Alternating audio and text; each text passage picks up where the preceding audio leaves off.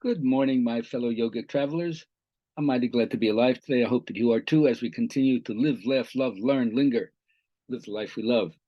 Today is my little presentation called An Aspirin for Your Mind. Yoga is not just an aspirin for your mind, something to take away the headache and the pain, but it is to deal with suffering. Now, some people think that because I pickled my brain so much, maybe I don't have anything to say, too many drugs in my youth, but I don't like to have such a negative connotation about drugs. Life is a chemical experience. You stand on your head in yoga, you're pickling your brain in the same way. Yes, I might be a yoga provocateur, a mutant in a certain way, a deviant in a certain way from the traditional path, but it doesn't mean I don't have something, and not only just me, but everybody has something to offer. And so, as you suspected, Your Grace, these heretics used to refuse to embrace the principles of equality and diversity. Well, one of the things that you learn from practicing yoga is that you hate dogma. You don't want anyone putting anything on you. The whole idea in yoga is not to accept what anyone says, but to experience the truth of it for yourself. And that will give you a vision that is bigger than what society is currently offering us. And when you have a vision and you put it together with your mission, then you know what your life path is all about. So one aspect of what I do personally to myself and what I try to share with other people is combating demoralization. So many people have the wind knocked out of their sails. What are other words for it? Confusion, discomfiture, corruption, debasement, depravity, trepidation, depression, and so on. And yoga is the pharmacopoeia of feel good chemicals right inside your own head that you can fire and continue to have access to combat demoralization. All right, you got to curb your enthusiasm. Everybody's been doused down. We have so much love in us that we put asbestos, inner asbestos, and not to burn up with all the love we have.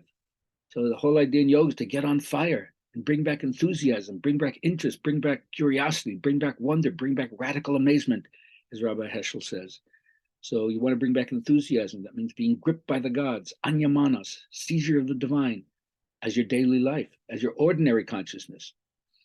And then one of the keys, of course, is do art. Art is making something, doing something, having a practice. Yeah, for kids, of course, hundreds of things you can do that are frugal, cheap, and fun. You got to bring fun back into your life. So yoga is also an art form. So to me, I practice that and I have fun. Kind of serious play, but I have fun. Now, why do you practice? Well, whatever you practice, you'll get good at. In fact, you'll get so good at it, you'll end up teaching other people.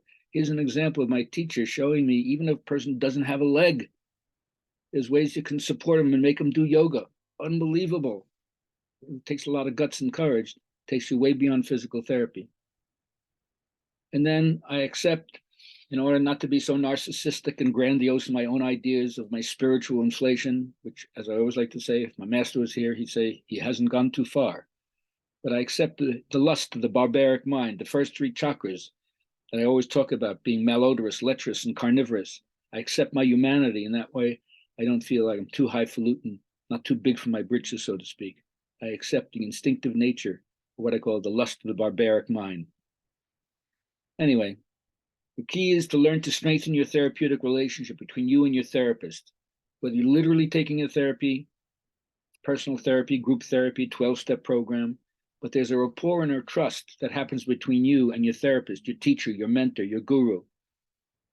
You're trying to develop insight into yourself, being honest, persist in facing your problems, keep motivated to change. And the therapist who's mirroring back to you empathy, genuineness, confidentiality, and unconditional positive regard. That's what's going to strengthen your ability to handle the wounds and step up to the plate and be all you can be. So when you practice yoga, there's somebody who's helping you, just like somebody lends a hand to lift the person coming up, and you reach back and you pull up the next person coming after you. So there's inspiration and expectations of help, which you can trust, which are genuine, sincere, and authentic.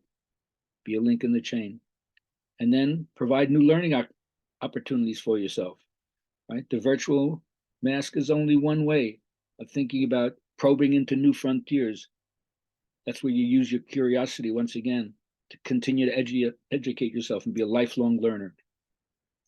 And then it's to understand the proper place of emotions. Emotions is primary, thinking is secondary. So literature could be said to be a sort of disciplined technique for arousing certain emotions. And almost all the emotions can be reduced down to the basic ones: mad, sad, glad, scared, bad. And then reps. Very, very important to understand that whether you're doing this solo or with a group, you got to rehearse and practice and do it again and again till you get it down. Like Dylan says, I'll know my song well before I start singing. And even if it seems that you're doing something simple that isn't spiritual, like in the movie Karate Kid, Peter-san, don't forget, wax on, wax off.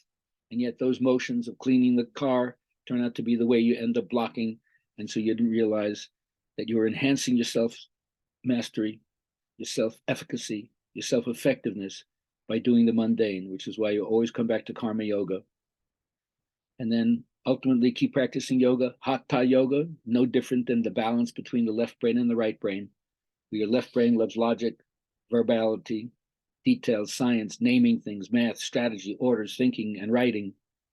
But your right brain understands pictures, stories, observation, shapes, music, patterns, imagination, beauty, and possibilities. If you understand this, you'll understand why yoga is not an aspirin for your brain.